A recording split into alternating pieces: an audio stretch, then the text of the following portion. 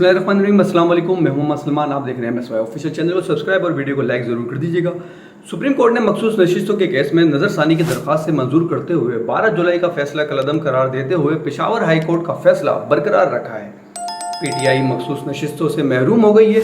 कौमी असम्बली की 22 नशिस्तें और सूबाई असम्बली की 55 नशिस्तें हुकूमती इत्तेहाद को मिल जाएंगी। समाअत के आगाज़ पर जस्टिस सलाउद्दीन पनहोर ने बेंच का हिस्सा बनने से माजरत करते हुए कहा कि इनकी शमूलियत पर एतराज़ किया गया है। अदालत में मौजूद एडवोकेट हामिद खान ने जस्टिस सलाउद्दीन पनहोर के फैसले को काबिल सताइश करार दिया।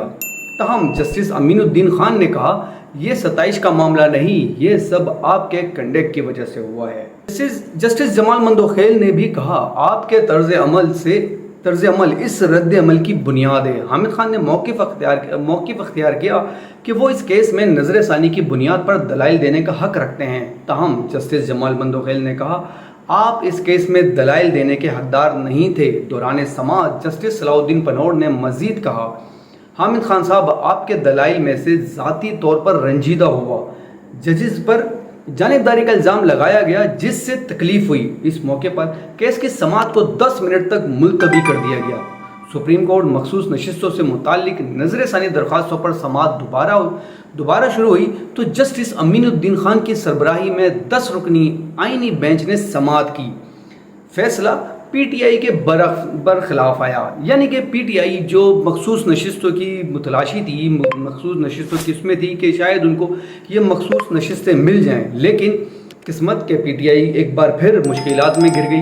हालिया दिनों इमरान खान साहब की बहन अलीमा खान साहिबा ने जो माइनस इमरान खान की बात की थी, वो किसी हद तक सही साबित हो रही है। खैबर पख्तूनख्वा में जो PTI के हालात और मामलात हैं, वो इस कदर शिद्दत इख्तियार कर चुके हैं कि जुनैद खान ने गुज़िश्ता दिनों हामिद मीर के प्रोग्राम में कहा कि PTI में खासकर खैबर पख्तूनख्वा में जो मामलात हैं वो इस कदर शदीद हैं कि जो मुलाकात बानी PTI इमरान खान साहब से होती है, उसके बाद फैसला कुछ और होता है और बाद में फैसला कुछ होता है। पता ही नहीं चलता कि बानी PTI की तरफ से क्या हिदायत मिली है और बाद में क्या हिदायत हैं।